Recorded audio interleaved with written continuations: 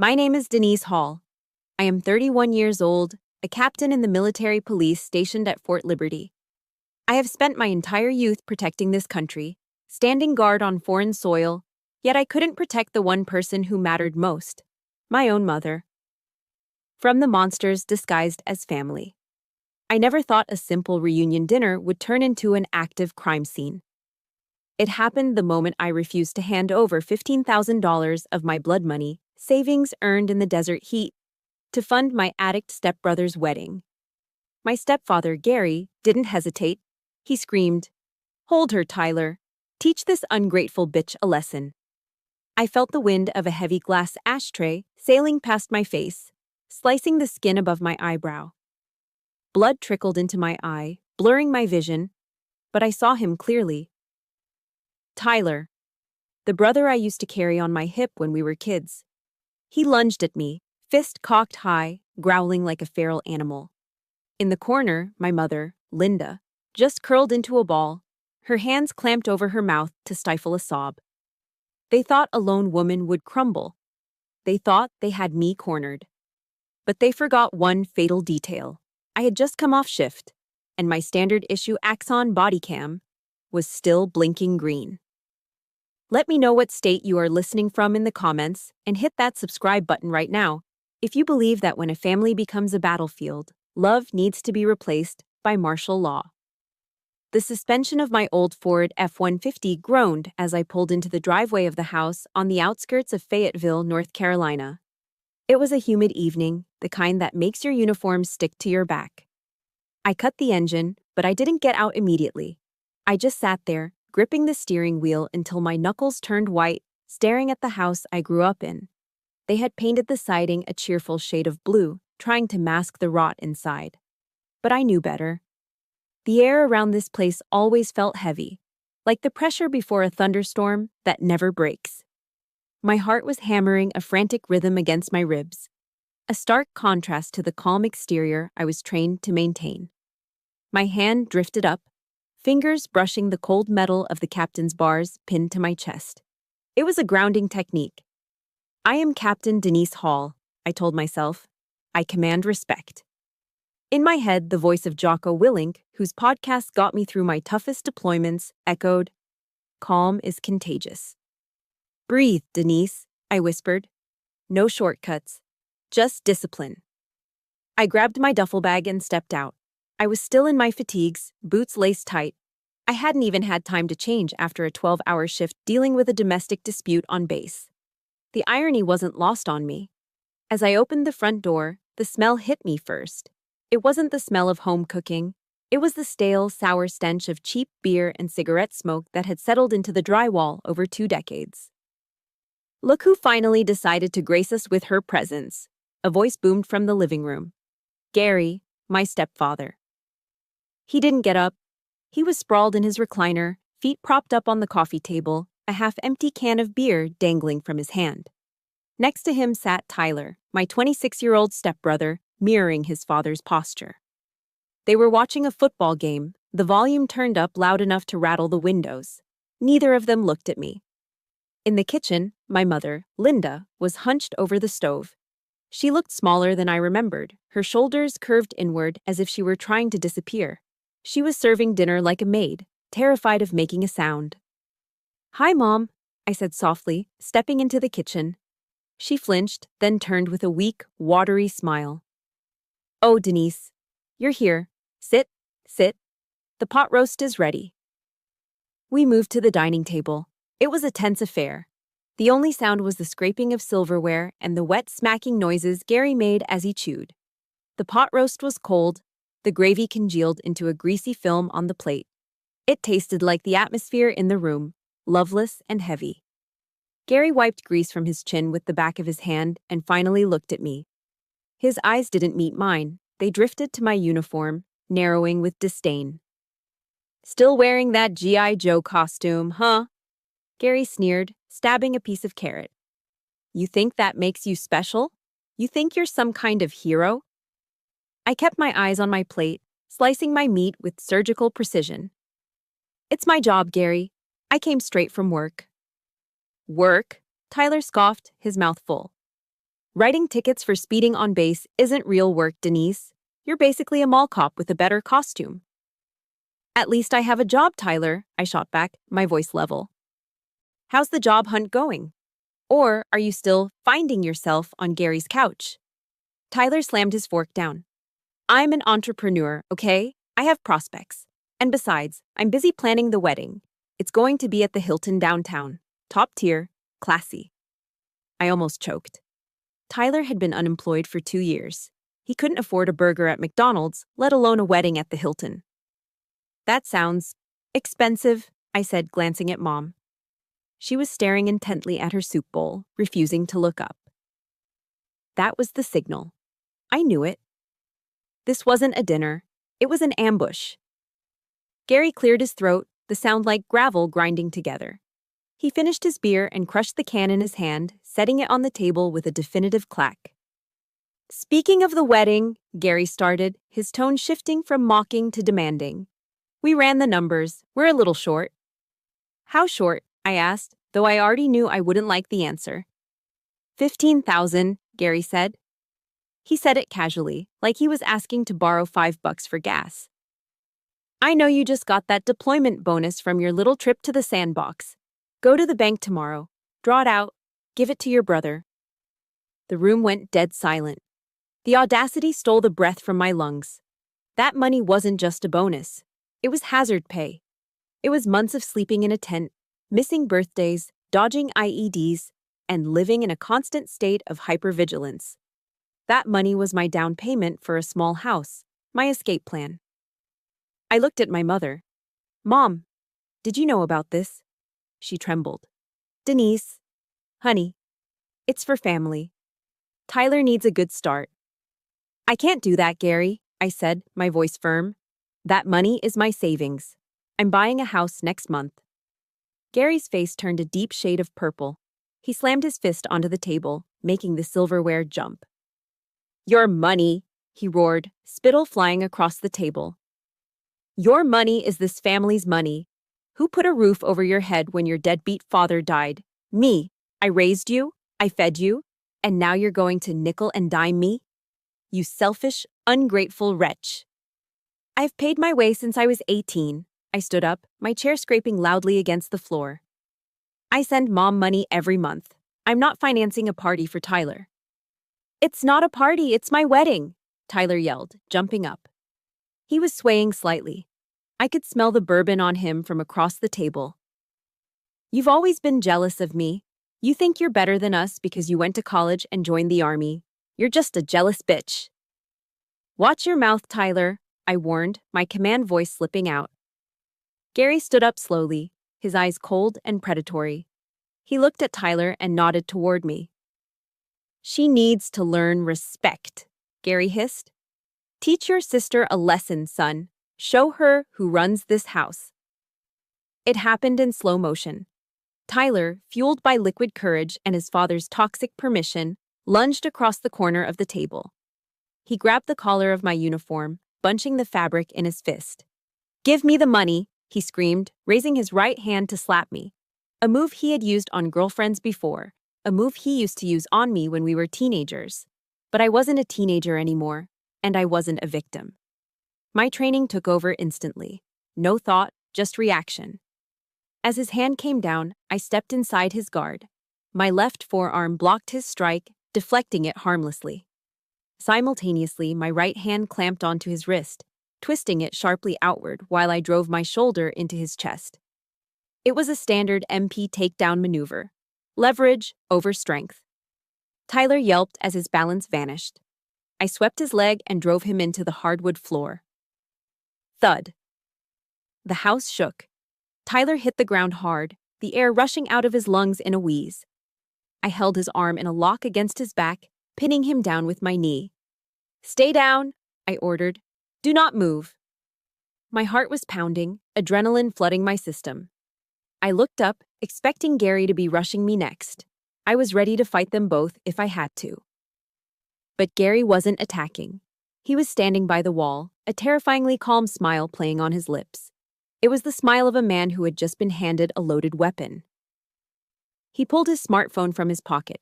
He looked at me, his eyes gleaming with malice, and then he tapped the screen. He put the phone to his ear, and in a split second, his demeanor changed. His face crumbled into a mask of sheer terror. He began to hyperventilate, fake tears welling in his eyes. 911, he screamed into the phone, his voice trembling with a performance worthy of an Oscar. Please, send help. It's my daughter. She's a soldier. She's having an episode. She's crazy. She just tried to kill her brother. There's blood everywhere. Oh God, please hurry before she kills us all. I froze. My knee was still on Tyler's back, but a cold chill, colder than any winter night, washed over me. He wasn't just trying to steal my money. He was trying to destroy my life. The wail of sirens cut through the heavy air of the living room like a knife. Red and blue lights strobed against the drawn curtains, painting the room in a chaotic rhythm. It was in that exact moment, as heavy boots crunched on the gravel driveway, that I witnessed a terrifying transformation. Gary, who seconds ago had been standing over me with a predatory grin, sprang into action. He grabbed his own greasy hair, roughing it up until he looked disheveled. With a violent jerk, he tore the collar of his flannel shirt, popping a button that skittered across the hardwood floor. Then, he dropped to his knees beside Tyler and let out a theatrical sob. Before the door opened, Gary turned his head toward me. The fear on his face vanished, replaced by pure, venomous hatred. "You're dead, you little bitch," he hissed. "I'm going to take your rank. I'm going to take your job. I'm going to make sure you rot in a cell." Then, the mask slammed back into place. "Officer, thank God!" Gary screamed as the door burst open, his voice cracking with fake hysteria. He cradled Tyler's head like a grieving father. "Help us. My daughter. She's snapped. She's got PTSD. She's trying to kill us." Two police officers from the Fayetteville PD stormed in. Officer Ruiz, the lead, had his hand hovering over his taser. "Police, let me see your hands. Everyone stay where you are," Ruiz barked. His eyes landed on me immediately. I didn't flinch. My training kicked in. I snapped to attention, my back rigid, and raised my hands slowly to shoulder height, palms open. My face was a mask of absolute neutrality. "I am unarmed, officer," I stated calmly. "I am complying." The contrast was jarring. Me, a military police captain, standing perfectly still in uniform. Gary, disheveled, weeping, smelling of stale beer. And Tyler, curled on the floor, moaning for the audience. And Mom, huddled in the corner, hands over her ears, sobbing quietly in utter defeat. "She attacked him," Gary wailed, pointing at Tyler's bleeding nose. "She came in demanding money for drugs. When I said no, she went crazy. Look at my boy." Officer Ruiz's eyes narrowed. He looked at me, then Gary. I could see the calculation. Domestic disturbance, veteran, accusation of drugs, and PTSD. It was a narrative he knew well. "Ma'am, step away. Keep your hands visible," Ruiz ordered. "Understood," I said, stepping back. Ruiz separated us, standard procedure. He took Gary into the kitchen. I stood by the window, staring at the flashing lights, hearing Gary's voice drift through the thin walls. He wasn't just lying. He was weaving a tapestry of destruction. "It's been getting worse since she got back from deployment," Gary whispered conspiratorially. "She's hooked on those painkillers, opioids. The army hides it, but we know. Tonight, she said she wished she had her service weapon so she could finish the job." My stomach churned. It was a lie so vile it took my breath away. He was weaponizing the very real struggles of my brothers and sisters in arms against me. He knew that unstable veteran with a gun was a code red for any cop. "Lying lips are abomination to the Lord." The verse from Proverbs flashed through my mind. Gary was a walking blasphemy. Tyler caught my eye and smirked, a fleeting expression of triumph before letting out another groan. "My arm. I think she broke my arm." Minutes later, Ruiz returned, his face grim. "Captain Hall," he said, acknowledging my rank. "Your stepfather is making serious allegations: aggravated assault, domestic violence, threats against life." "They are false allegations," I replied steady. "I acted in self-defense. My stepbrother attacked me when I refused to give them money." Ruiz sighed, rubbing his neck. Look, Captain, I see a bleeding man and a distraught father. And I see you, without a scratch, in North Carolina, without independent witnesses. He glanced at my mother. Did she see what happened? My heart leaped. Yes, ask her. Ruiz walked over to Mom. Ma'am? Mrs. Holton? Can you tell me what happened? Did your daughter attack your son? The room went silent. Gary stepped out of the kitchen, leaning against the doorframe. He didn't speak. He just stared at Mom with dark, flat eyes, a look that promised retribution. If you speak, you pay. Mom looked up, terrified. She looked at Ruiz, then Gary, and finally me. She stammered, hands shaking. I was in the kitchen. I didn't see anything. I just heard yelling. My heart shattered. She was so broken by that monster she couldn't even defend her own child. She chose survival over truth. Ruiz walked back to me. Captain Hall, it's a he said, she said. I can't arrest you without evidence. But your stepfather wants to press charges. He's demanding a report. I understand, I said, feeling a cold numbness. Pressing charges meant an investigation. My commanding officer would be notified. My security clearance, my career.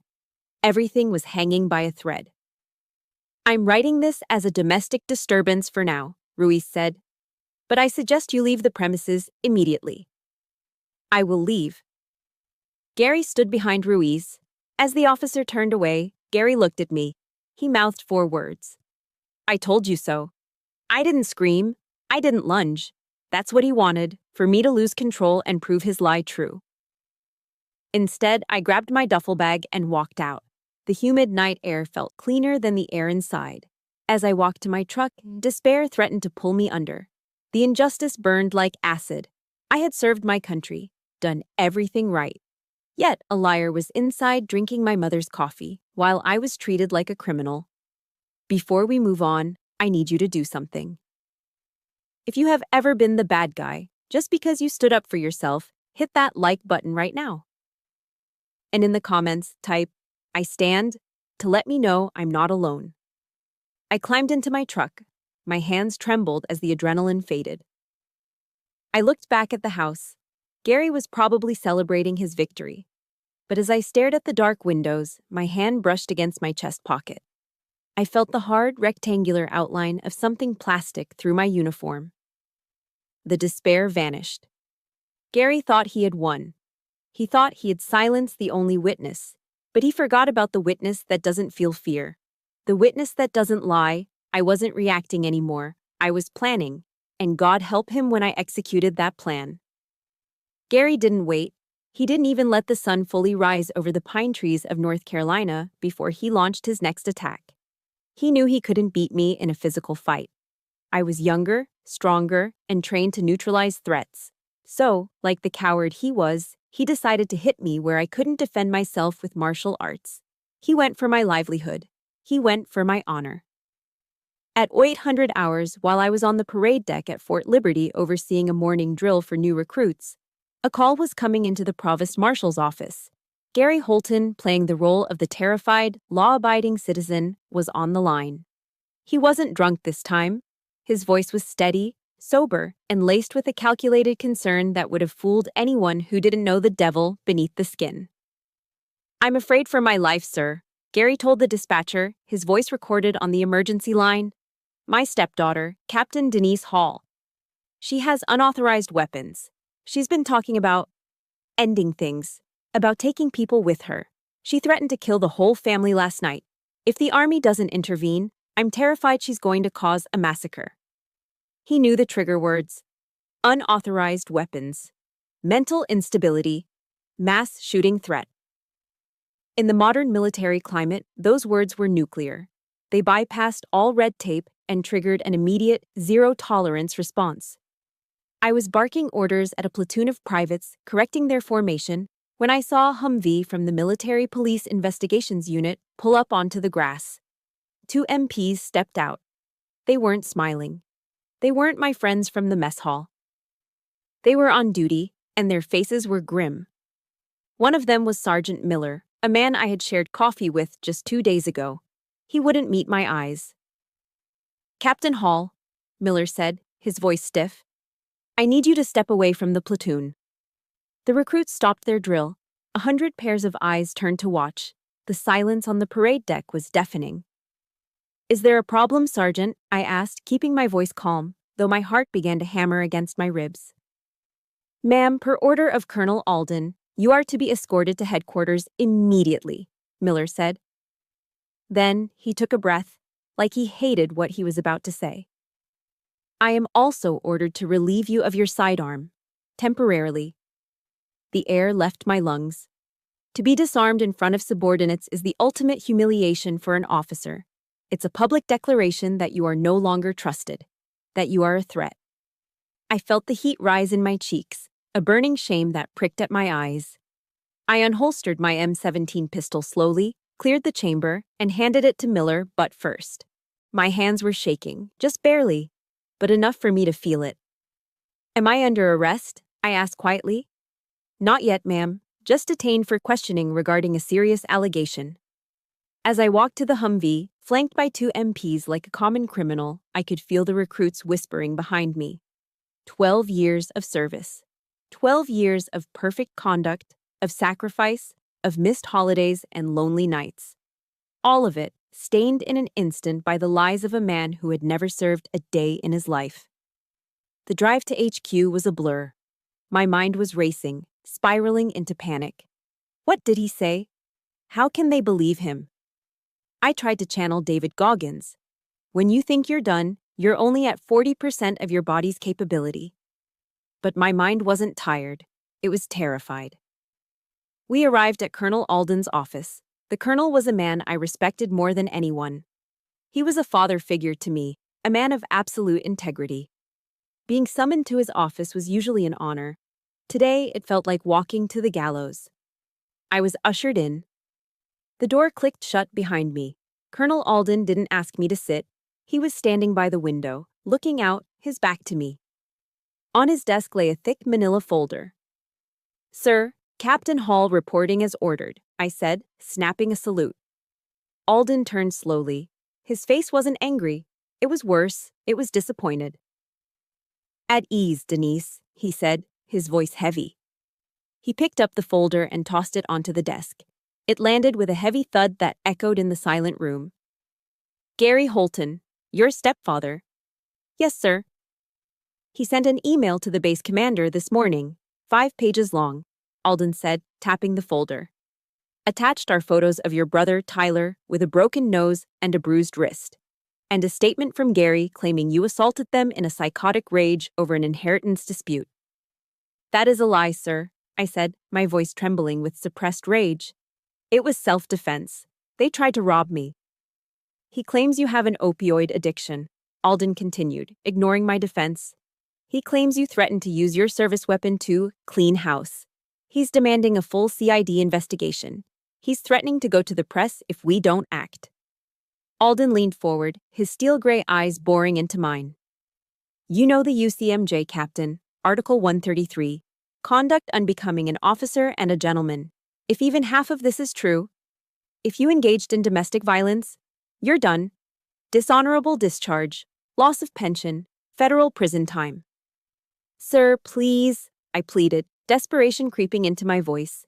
"Gary is a narcissist. He's doing this because I cut him off financially. I have never touched drugs. I have never threatened anyone." "I want to believe you, Denise," Alden said, his voice softening just a fraction. "I really do. But in today's climate, with domestic violence accusations, my hands are tied. Unless you have proof, solid, undeniable proof, I have to suspend your clearance pending an investigation." The room spun. Suspended clearance. That was the death knell. Even if I was cleared months later, the stigma would never leave. My career was over. I thought about my pension, the money I used to pay for Mom's insulin. I thought about the health insurance that covered her. I thought about the house I was supposed to buy next month. Gary had calculated this perfectly.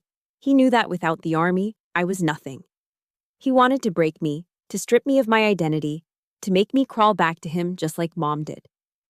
He wanted to turn me into a failure so he could control me. I felt a wave of nausea. The walls of the office seemed to be closing in. I was trapped. I was alone. I was going to lose everything because a drunkard decided to ruin me. Think, the inner voice screamed. You are a soldier. Think. What do I have? My word against his? No good. Mom's testimony. She's too scared. My clean record? Irrelevant against a DV charge. I looked down at my uniform. The same uniform Gary had mocked last night. The uniform I had worn straight from work to that hellish dinner. Wait. My hand twitched. I felt a phantom pressure against my chest. Last night. I hadn't changed. I had driven straight there. I remembered unclipping the heavy battery pack of my body cam when I got to the car. But I didn't leave it at the station. I had been in a rush. I had shoved the SD card into my pocket to upload later, per protocol for sensitive domestic disputes. My hand moved slowly, almost involuntarily, to my left breast pocket. My fingers brushed against the Velcro flap. I felt it. A small, hard square of plastic. Cold, sharp-edged. The world stopped spinning. The noise in my head went silent. I looked up at Colonel Alden. The fear in my chest evaporated, replaced by a cold, burning clarity. Gary had made one mistake. He thought I was just a daughter. He forgot I was a cop, and cops collect evidence. Sir, I said, my voice no longer trembling. You said you need proof? Alden looked at me, confused by the sudden change in my demeanor. Yes, proof. I undid the Velcro on my pocket. The sound, reap, was loud in the quiet office. I reached in and pulled out the small black memory card. I held it up between two fingers like a holy relic. I forgot to turn it off, I whispered, a ghost of a smile touching my lips. It's all here, sir. Every word. Every lie. The silence in Colonel Alden's office was thick enough to choke on. He was staring at the small black SD card I held between my fingers, his expression unreadable.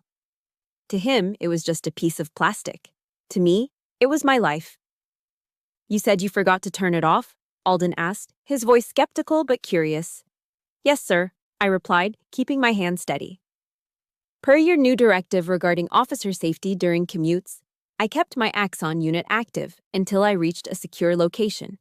When I arrived at my mother's house, I was distracted by the immediate hostility.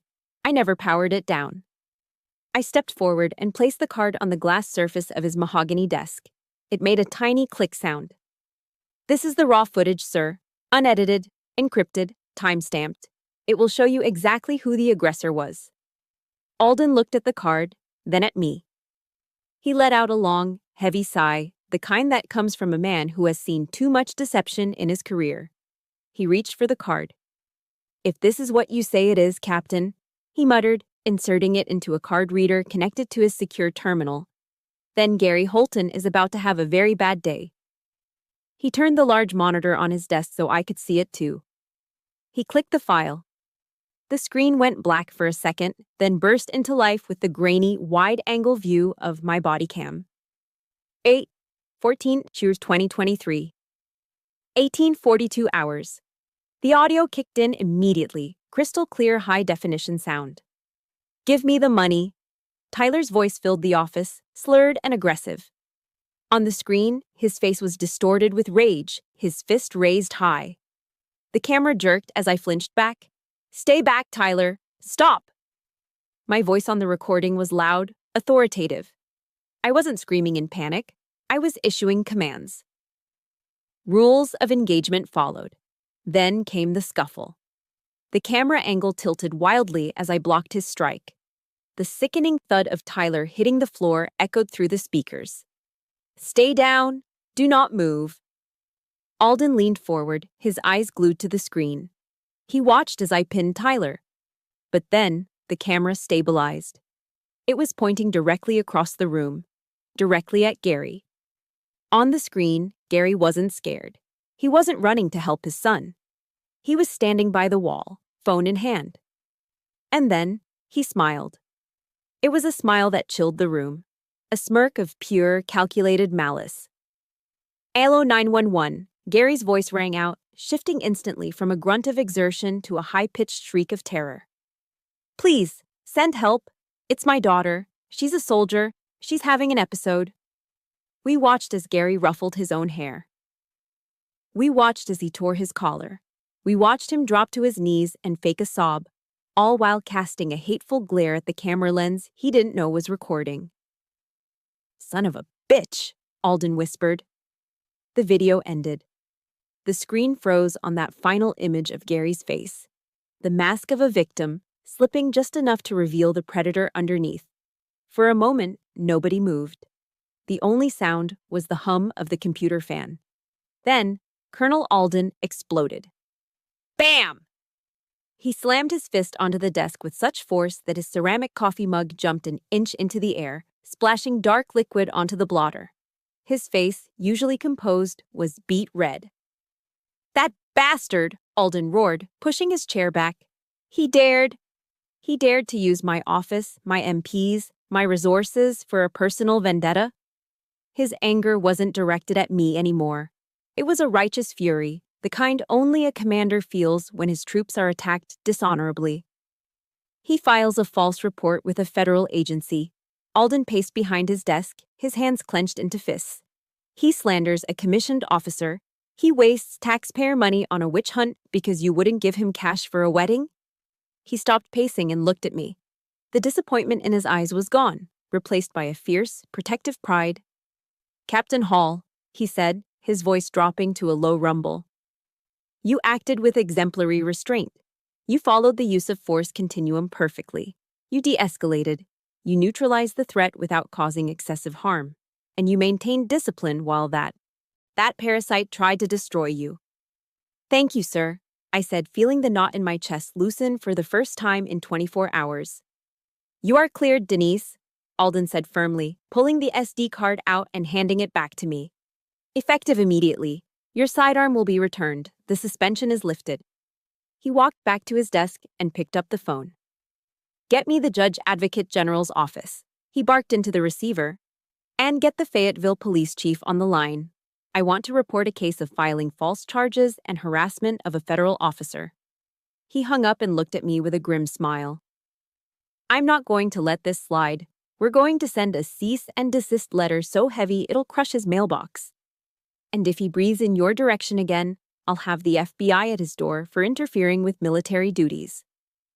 "John 8:32, sir," I said softly, a wave of relief washing over me. "And ye shall know the truth, and the truth shall make you free." "Amen to that, Captain," Alden nodded. "Dismissed. Go get your gun back." I saluted, turned on my heel, and walked out of the office. The air in the hallway felt lighter.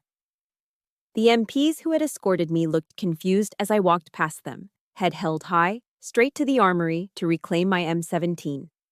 I had won. The evidence was irrefutable. My career was safe. My honor was intact. But as I sat in my car in the parking lot, clipping my holster back onto my belt, the victory began to taste like ash. I closed my eyes, and the image from the video played back in my mind. Not Gary's smirk, not Tyler's fist. It was Mom. In the corner of the frame, blurry and out of focus, was my mother. She was huddled against the china cabinet, her hands over her ears, shaking like a leaf. She looked so small, so terrified. Gary hadn't just lied to the police. He had terrorized her into silence. He was controlling her, draining her, using her fear to feed his own ego. I realized then that this wasn't over. Clearing my name was just the first battle. The war was still raging inside that house. Gary wasn't just a liar. He was a parasite. A tick burrowed deep into the skin of my family, sucking the life out of the host until there was nothing left. And you don't negotiate with a parasite. You don't reason with it. You burn it out. I started the engine of my truck. I wasn't going back to the barracks. I had a new mission now. If Gary wanted to play dirty with money, I was going to find out exactly where the money was going.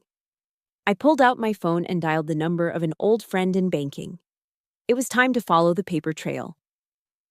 The opportunity came 2 days later. Gary, in his infinite arrogance, had taken Tyler for a tuxedo fitting. He wanted his son to look like royalty for a wedding he couldn't afford. And of course, he was paying for it with credit cards that were likely already maxed out. I watched from down the street in my rental car as Gary's truck pulled away. As soon as they turned the corner, I drove up the driveway. The house felt different when they weren't there. It wasn't angry. It was just sad, cold. I used my key to let myself in. The air conditioning was off to save money, yet the house felt freezing. I found Mom at the kitchen table. She wasn't cooking or cleaning. She was just sitting there, staring at a pile of envelopes.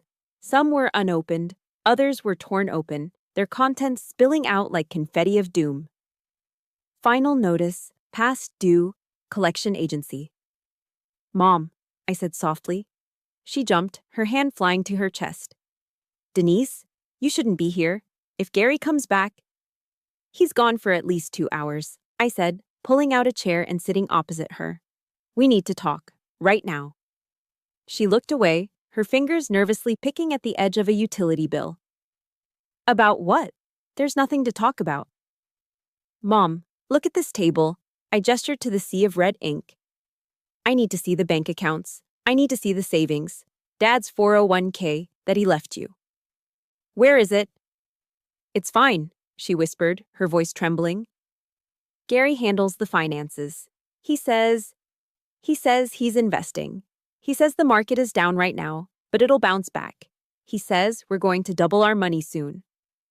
Investing, I repeated, skepticism dripping from my voice. Mom, Gary hasn't held a steady job in 5 years. What is he investing in?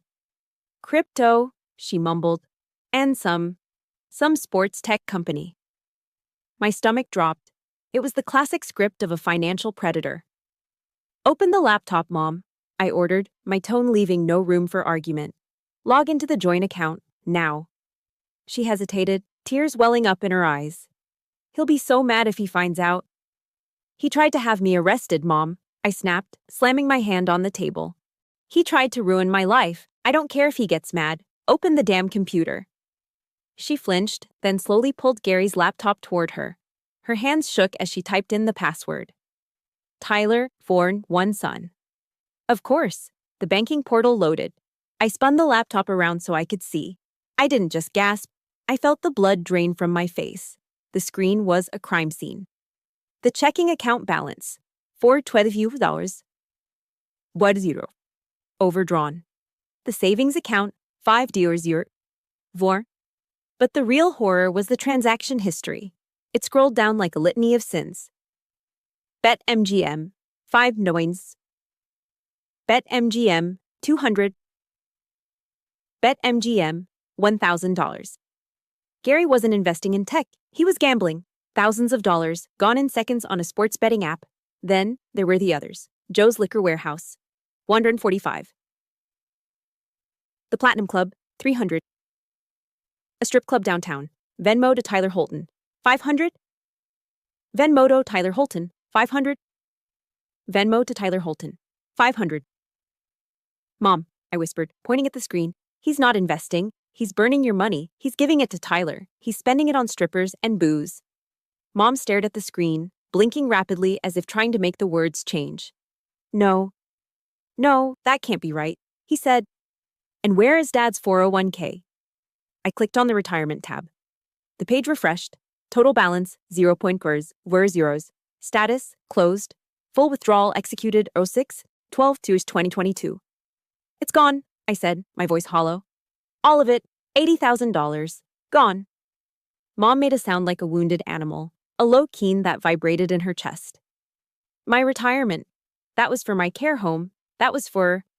Wait, I said, spotting a notification in the email inbox open in the other tab. The subject line read, Urgent, Reverse Mortgage Default Warning. I clicked it. My heart stopped.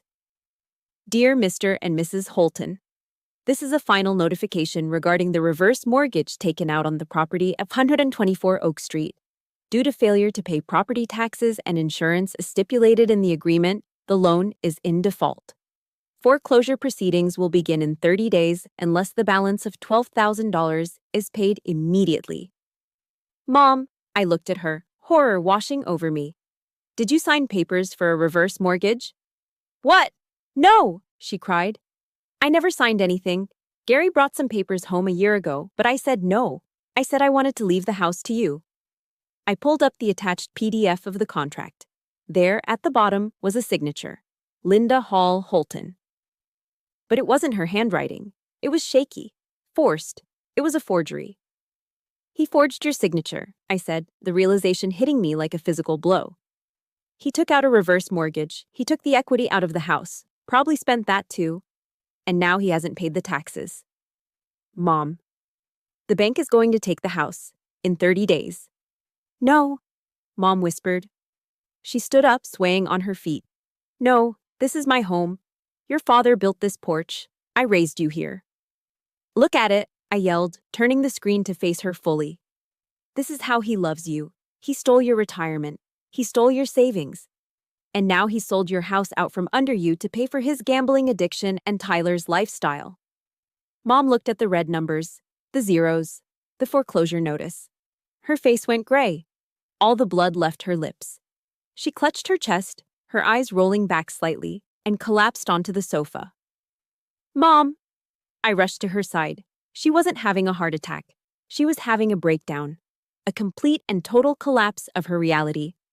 She curled into a fetal position, burying her face in the cushions, and let out a scream. It wasn't a scream of fear. It was a scream of pure, unadulterated grief. It was the sound of a woman realizing she had slept next to a monster for 10 years. I'm so stupid, she sobbed, her voice muffled. I'm so stupid. I thought he changed. I thought he loved me.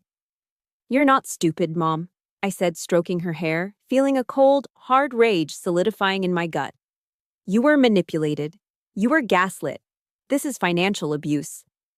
I looked around the room, the peeling paint, the old furniture.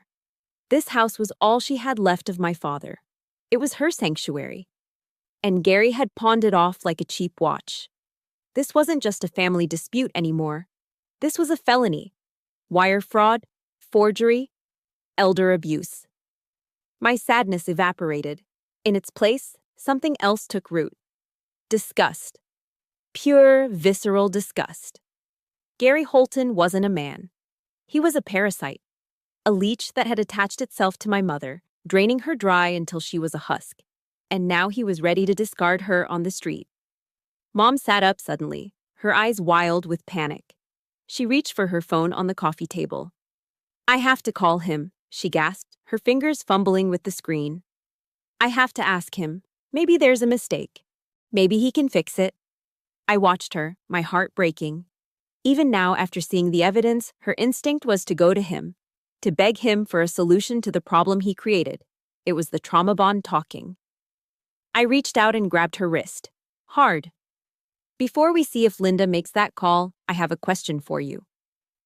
Have you ever trusted someone with your life, only to find out they were stealing your future behind your back? If you have, or if you just support justice for victims of financial abuse, hit that like button right now. And drop a comment saying, "Protect the vulnerable so we can show the world we are watching." No, I said firmly, looking straight into her terrified eyes. You are not calling him. But Denise, if you call him now, he will lie, I said, my voice dropping to a command whisper. He will spin a story. He will blame the bank. He will blame the economy. Or worse, he will blame you. And then he will drain whatever cash is left in his pocket and disappear. Then what do we do? She wailed. I'm going to be homeless. No, you're not, I said. Because you have me. And I'm a soldier. We don't retreat, we reload. I took the phone from her hand and set it down. Mom, do you want to lose this house, or do you want to fight? She looked at me. For the first time in a decade, I saw a spark in her eyes. It was faint, buried under layers of shame and fear. But it was there. I want to fight, she whispered. Good, I said.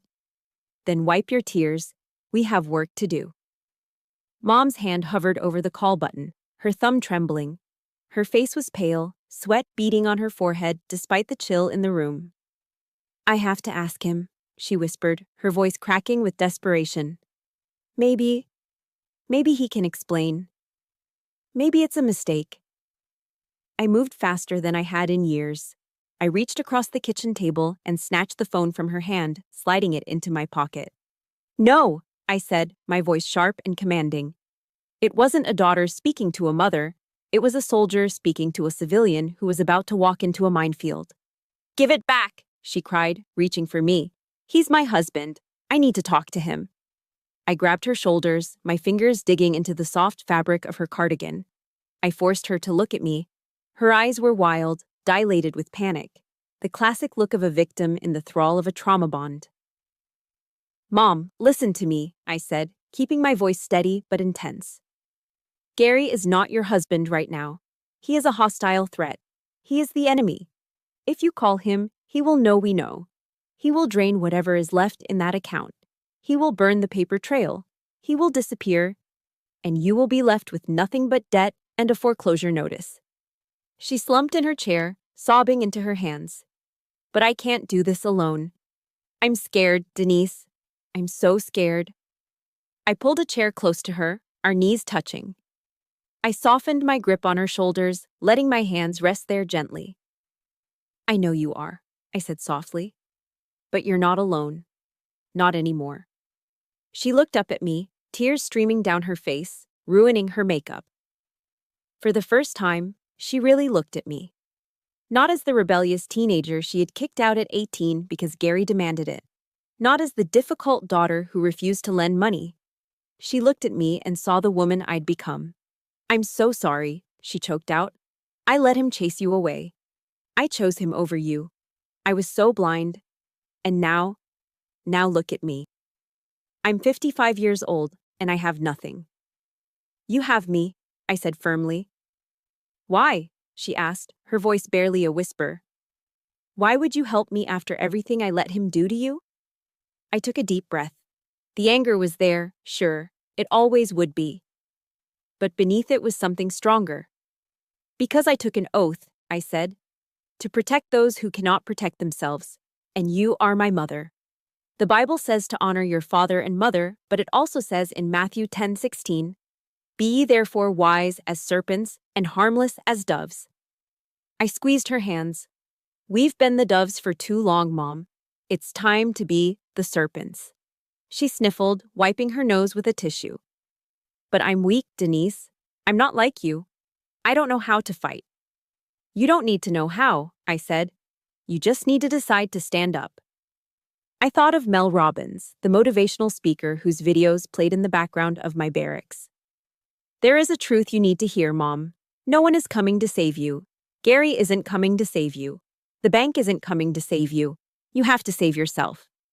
She looked at me, the words sinking in. The harsh reality of it seemed to slap her sober. But, I added, a small smile touching my lips, saving yourself doesn't mean you can't have a weapon. And right now, I am your weapon. Mom took a shuddering breath. She sat up a little straighter. She looked around the kitchen, at the peeling wallpaper, at the empty fridge, at the pile of unpaid bills. I don't want to lose my home, she said, her voice gaining a hint of steel. He took my retirement. He took my dignity. He's not taking my house. That's the spirit, I said. I stood up and grabbed a notepad and a pen from the counter. I slammed them onto the table. We are going to handle this the Army way, I said, uncapping the pen. Strategy and discipline, no emotions, just execution. I wrote a large number 1 on the paper. Phase 1, Intel, I said. We download every bank statement, every email, every text message. We document the forgery on the mortgage papers. We build a file so thick it could kill a man if you dropped it on him. I wrote number 2. Phase 2, legal air support, I continued. I know a lawyer, Margaret Crane. They call her the Iron Lady of Fayetteville. She eats guys like Gary for breakfast. We get her on retainer today. I wrote number 3. Phase 3, the kill shot, I said, looking at Mom. We don't just divorce him. We expose him. We make sure he leaves this marriage with nothing but the shirt on his back and a criminal record. Mom looked at the list. Her hand reached out and took the pen from me. He has a safe, she said quietly. In the garage. He thinks I don't know the combination, but I saw him type it in once. It's his birthday. I grinned. See? You're already a serpent. Open it, she said.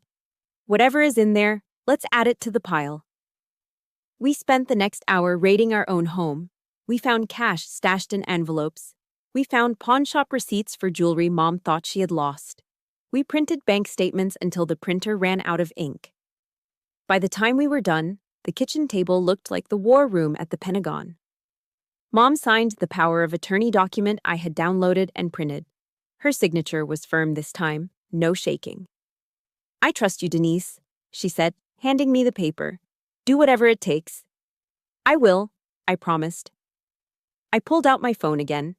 This time, I wasn't calling a friend. I was calling a shark. I dialed the number for Margaret Crane's office. It rang twice. Law offices of Crane and Associates, a receptionist answered. This is Captain Denise Hall, I said, my voice crisp. I need to speak to Margaret Crane immediately.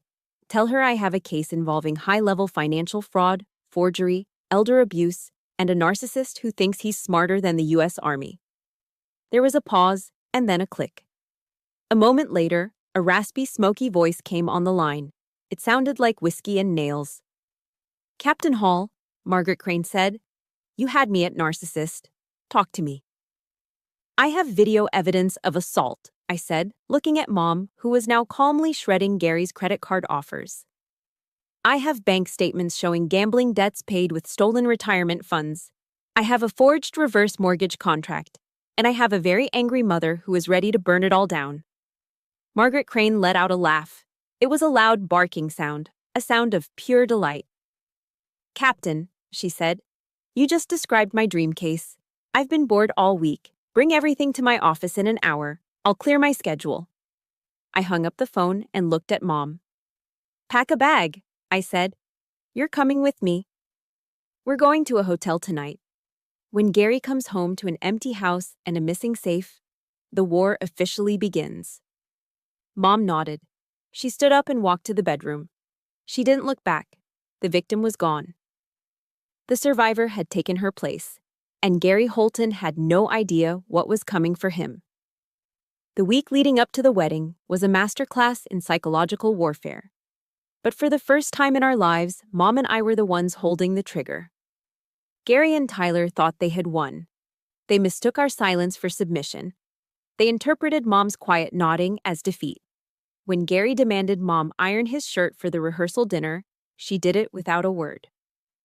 When Tyler bragged about the honeymoon suite he had booked on a credit card that was technically already defaulted, I just smiled and said, "That sounds lovely, Tyler." They ate it up. Their egos were so inflated they couldn't see the trapdoor opening beneath their feet. On the morning of the rehearsal dinner, Gary cornered me in the hallway. He smelled of Old Spice and arrogance.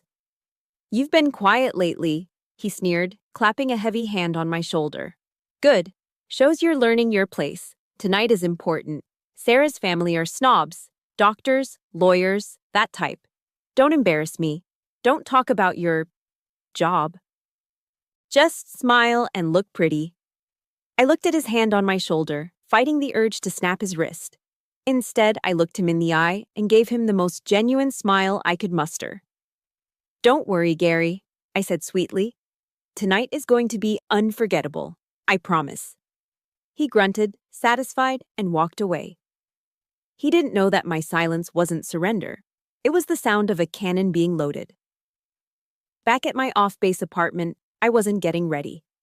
I was working. My laptop hummed on the kitchen counter, surrounded by empty coffee cups. I wasn't cleaning a weapon or polishing my boots. I was building a bomb. But this bomb was made of pixels and PDF files. I had spent 3 nights scanning every single document Mom and I had unearthed. The bank statements with the negative balances, the forged reverse mortgage contract with the shaky signature, the text messages Gary had sent me over the years, calling me worthless, threatening to kill my dog, threatening to ruin my career. And of course, the pièce de résistance, the body cam footage. I imported everything into a PowerPoint presentation. I titled the file simply, "The Truth About the Holton Family." I edited it like a documentary. Slide 1. The lie, Gary's claims of wealth. Slide 2. The theft, Mom's empty 401k. Slide 3. The fraud, the mortgage. Slide 4. The violence, the video. It was brutal. It was undeniable. It was a 5-minute presentation that would dismantle 2 lifetimes of lies. I saved the file. Then I copied it to 3 separate USB drives. One for my pocket, one for my purse, one for the car. In the military, we call this redundancy. 2 is 1 and 1 is none. If Gary tried to stop one, I'd have 2 more ready to go.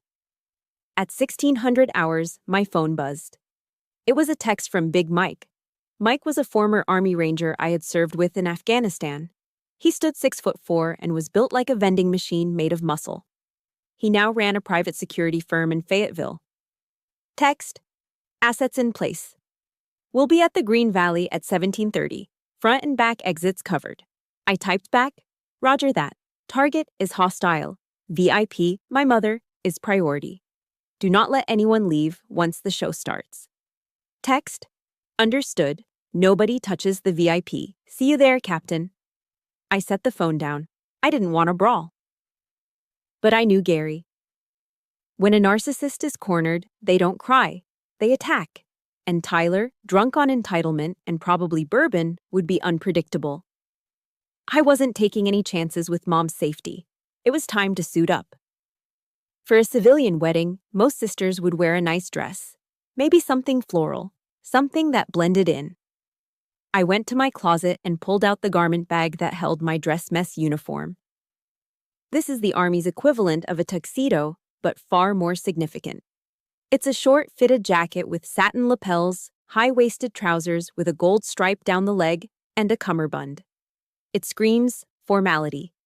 It commands authority. I put on the white shirt, fumbling slightly with the studs. I tied the black bow tie. I slipped into the jacket. Then came the medals. I pinned my rack to the left chest. The Bronze Star, the Commendation Medal, the Campaign Medals, each one a testament to discipline, sacrifice, and honor. Concepts Gary and Tyler couldn't even spell. I looked in the mirror. The woman staring back wasn't Denise, the stepdaughter. She wasn't Denise, the victim. She was Major Select Denise Hall, an officer of the United States Army, and tonight, she was the executioner. I took a deep breath, centering myself. The verses of Psalm 23 came to me, a warrior's prayer. Yea, though I walk through the valley of the shadow of death, I will fear no evil. For thou art with me. Thy rod and thy staff, they comfort me. Amen, I whispered.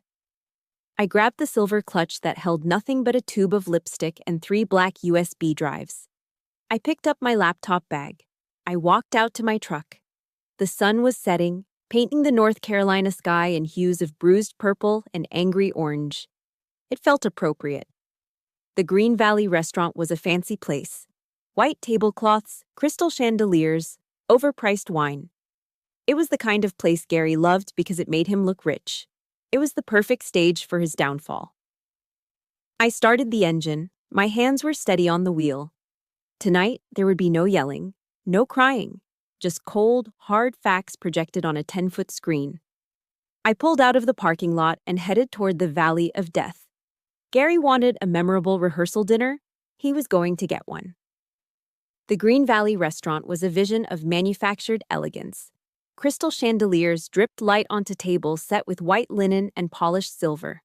The air smelled of roasted duck and expensive perfume. Gary was in his element.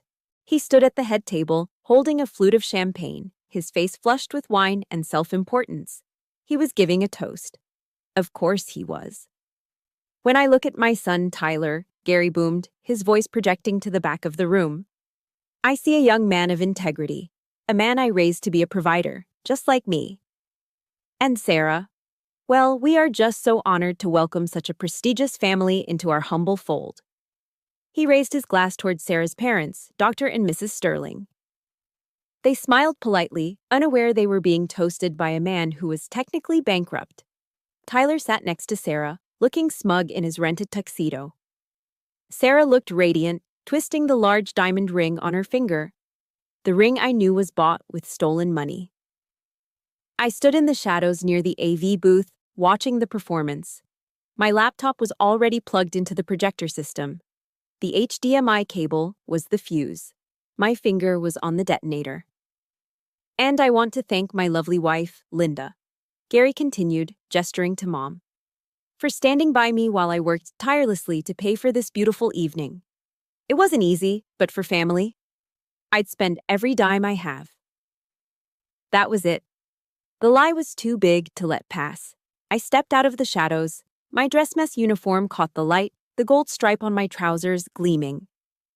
Actually, Gary, I said, my voice amplified by the microphone I'd commandeered from the DJ booth, I think it's time we clarified exactly whose dimes you spent. The room went silent. Heads turned. Gary froze, his glass halfway to his mouth. His eyes bulged when he saw me. Denise, he sputtered. What are you doing? Sit down. I have a gift for the happy couple, I said, walking toward the center of the room, my laptop in hand. A special presentation. I think Sarah and her family deserve to know the history of the Holton legacy. Cut the mic, Tyler yelled, standing up. Security, get her out of here. But the security at the door didn't move. Big Mike and his partner stood like statues, arms crossed, blocking the exit. They weren't working for Tyler. I hit the spacebar. The large projection screen behind the head table flickered to life. It wasn't a montage of baby photos. It wasn't a sappy love story.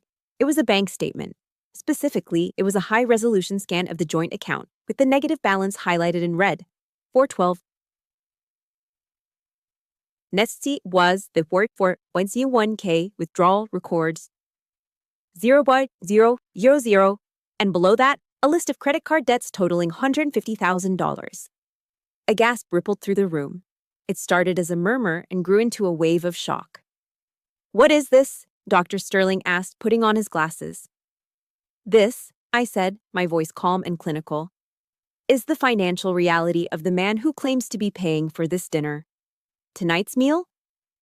Paid for with stolen retirement funds from my mother, Linda Hall. That ring on Sarah's finger? I clicked to the next slide. A credit card statement showing a $5,000 charge at K Jewelers, followed immediately by 3 charges at the Platinum Club. Bought with a credit card taken out in my mother's name without her consent, I finished, along with a few $1,000s in lap dances. Sarah gasped, pulling her hand back as if the ring had suddenly burned her skin. She looked at Tyler. Tyler, is this true? She's lying, Tyler screamed, his face turning a mottled red. She hacked the bank. She's jealous. Am I? I asked. Let's see what kind of man you really are, Tyler. I hit the spacebar again. The screen went black for a second. Then, the audio kicked in. Give me the money. The video from my body cam played on the 10-foot screen. It was loud. It was violent. It was undeniable. The room watched in horrified silence as Tyler, the man of integrity, lunged at his sister with a fist raised. They watched him get slammed to the floor. They heard the wet thud. And then they saw Gary. They saw the smirk.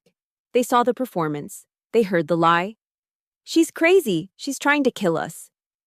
Mrs. Sterling stood up, her hand covering her mouth. Oh my God, she whispered.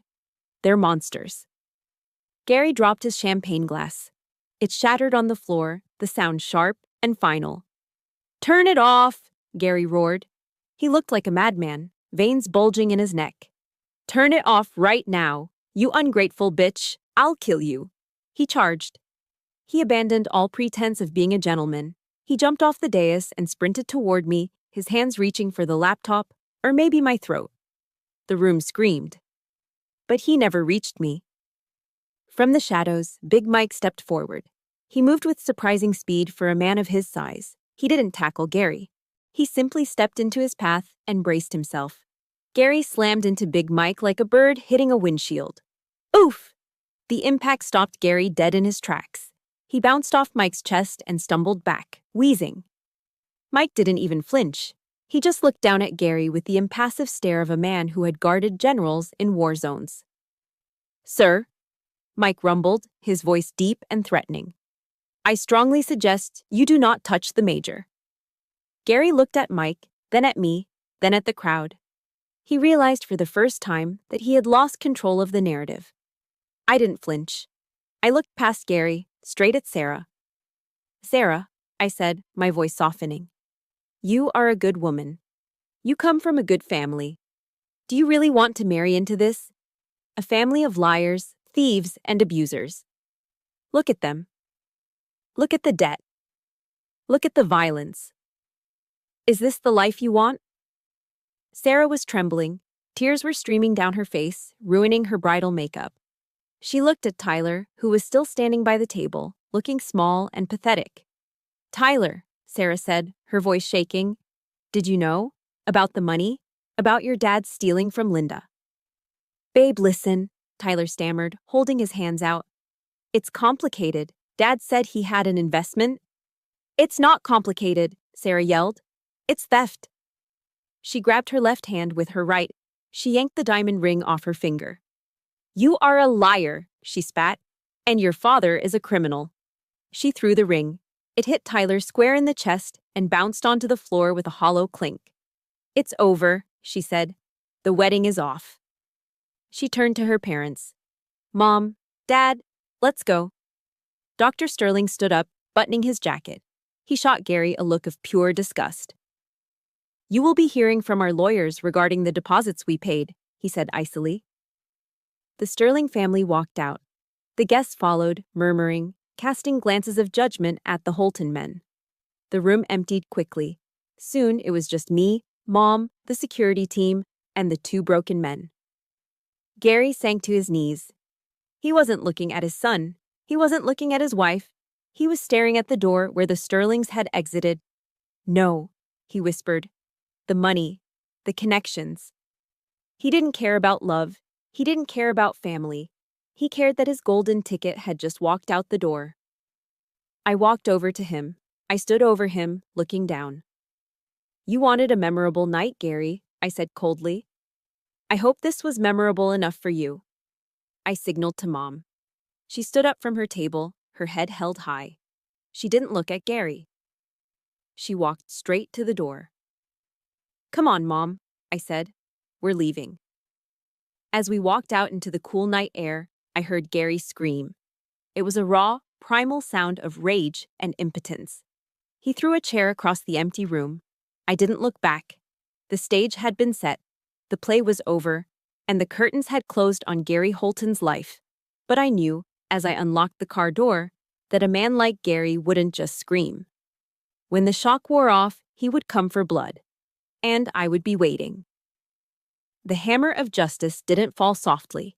It crashed down with the weight of a North Carolina Superior Court judge. By 0900 hours the next morning, my lawyer, Margaret Crane, had secured an emergency protective order. With the video evidence and the documented financial fraud, the judge didn't hesitate. He granted immediate exclusive possession of the residence to my mother and ordered Gary to stay at least 500 yards away from both of us. At 10:30, a police cruiser pulled up to the house. It was a civil standby. Two officers stood with their arms crossed on the front lawn, watching as Gary frantically threw his clothes into garbage bags. He was only allowed to take personal effects, clothing, toiletries, nothing else. The truck? Frozen by the court as a marital asset pending the fraud investigation. The bank accounts?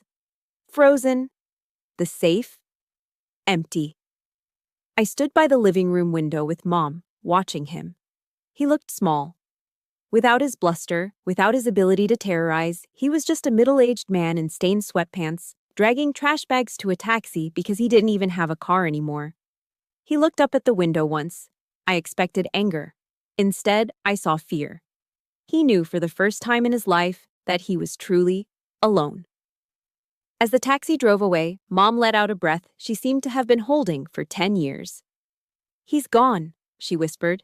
He's really gone. Yes, I said, squeezing her shoulder. And he's never coming back. The air in the house felt different, lighter. For the first time, the sunlight streaming through the window didn't feel like an intruder. It felt like a guest. But the fallout wasn't over. Tyler was the next domino to fall. News of the rehearsal dinner disaster had spread through Fayetteville like wildfire. In a military town, reputation is everything.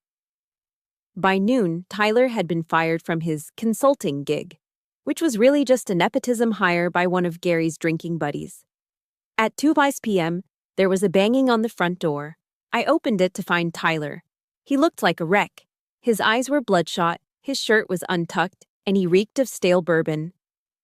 "Denise," he slurred, leaning against the doorframe. "You gotta help me. Sarah blocked me. My boss fired me. My landlord is kicking me out tomorrow if I don't pay rent." He looked at me with those puppy dog eyes that had worked on Mom for 26 years. "You got that bonus money, right?" he pleaded. "Just a loan, sis. I'll pay you back, I promise. I'm your brother." I looked at him. I didn't see a brother. I saw a 26-year-old man who was still acting like a 6-year-old waiting for a handout. "No, Tyler," I said calmly. "What?" He blinked, confused. But I have nowhere to go." "Then figure it out," I said. "You wanted to be a big shot? You wanted to be the golden child? Well, welcome to the real world.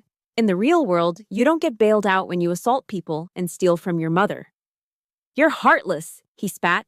"No," I said, stepping back to close the door. "I'm teaching you the only lesson Gary never did. It's called accountability."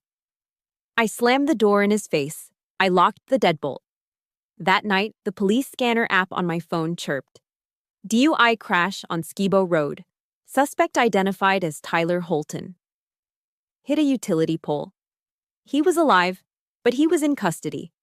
He wouldn't be bothering us for a while. One down, one to go. I knew Gary wouldn't fade away quietly.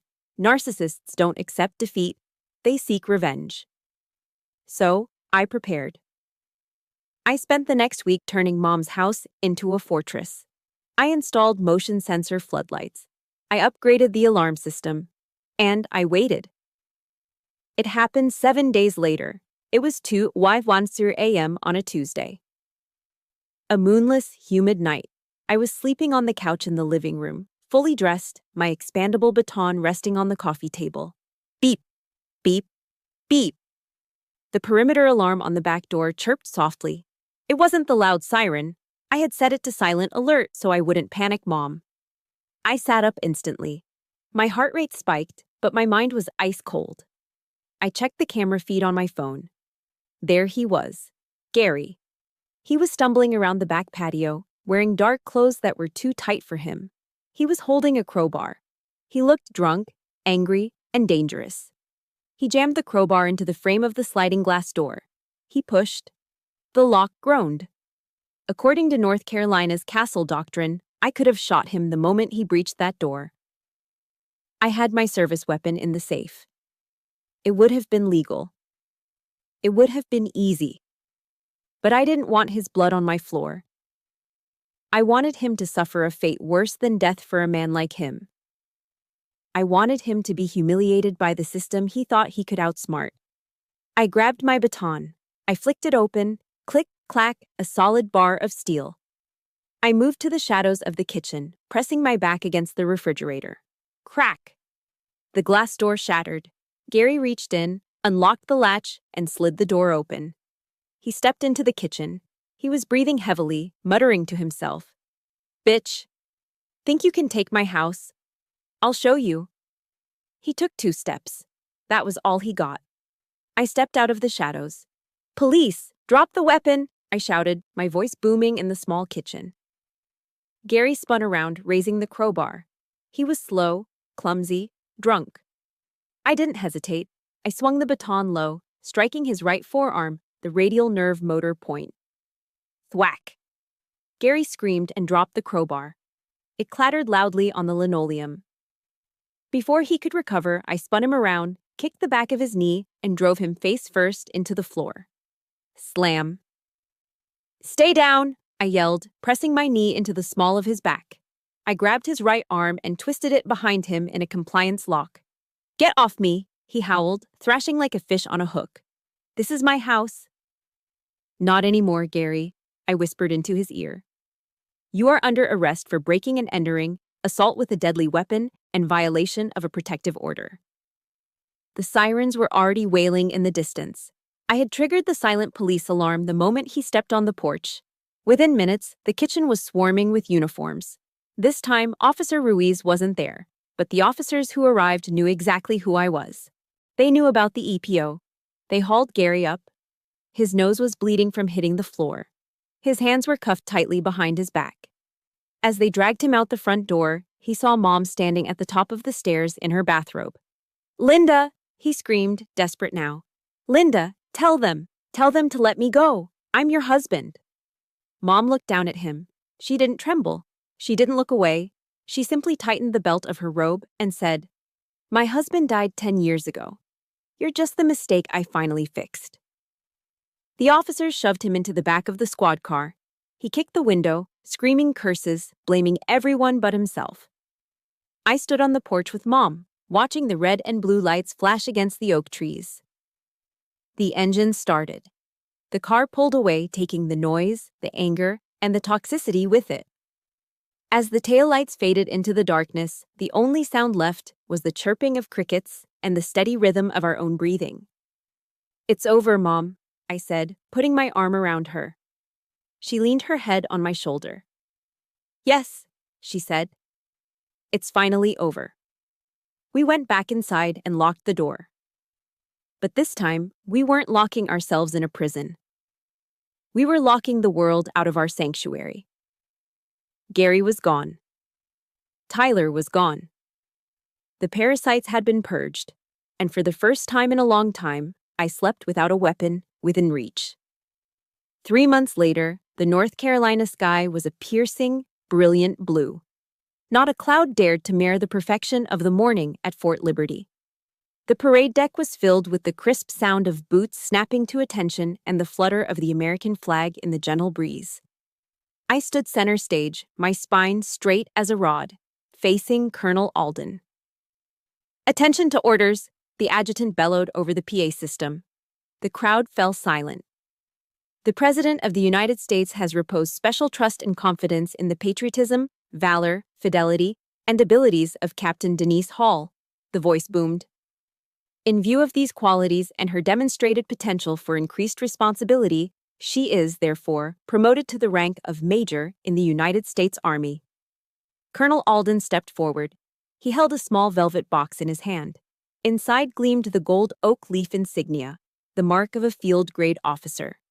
He smiled, a genuine fatherly smile that crinkled the corners of his eyes. "You earned this, Denise," he said quietly, so only I could hear. "Not just for what you did in uniform, but for the battle you won out of it." He removed my old captain's bars and pinned the new gold oak leaves onto my collar. I felt the weight of them. It was a physical weight, yes, but it felt different than the burdens I had carried for so long. For years, I had carried the weight of Gary's insults. I'd carried the weight of Tyler's failures. I'd carried the weight of my mother's unhappiness. Those weights were heavy, suffocating, and cold. This weight, this was warm. This was the weight of honor.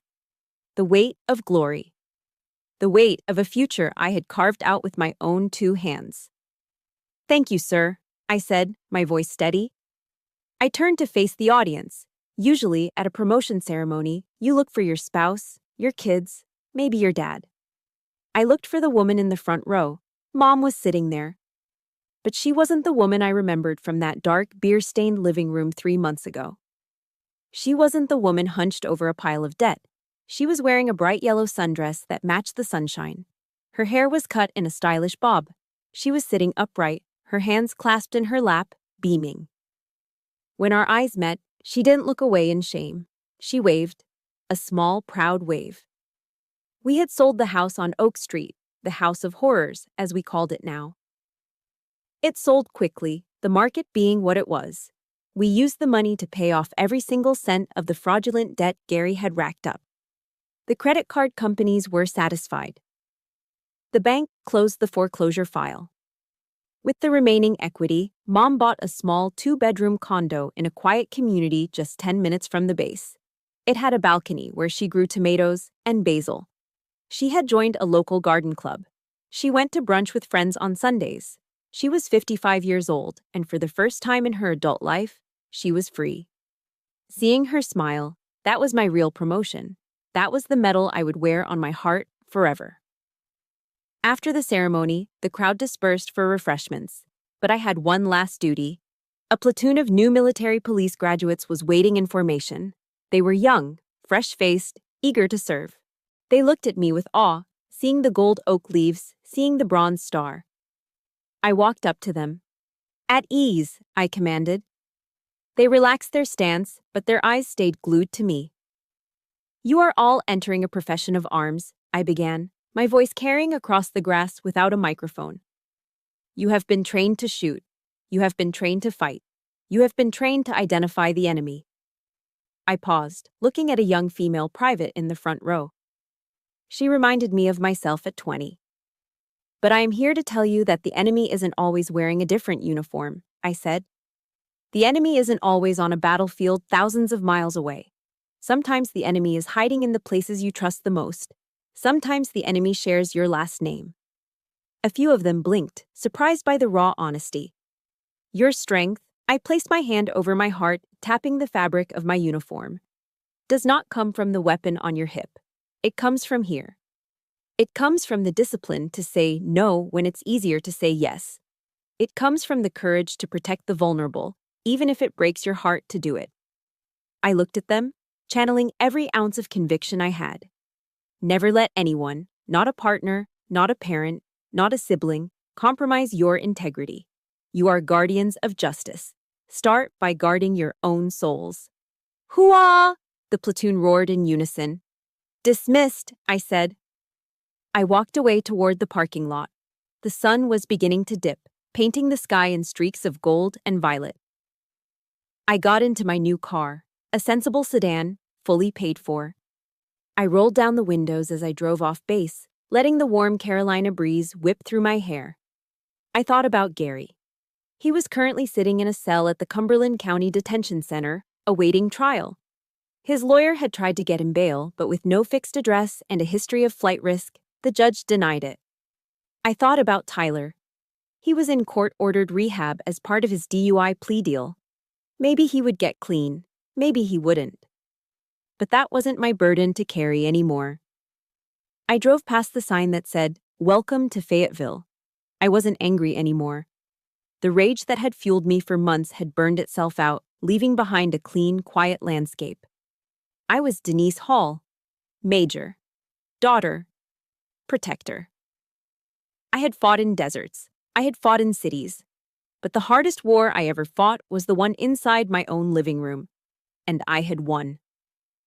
I looked in the rearview mirror. Behind me, flying high above the base entrance, the American flag snapped proudly in the wind. Old Glory.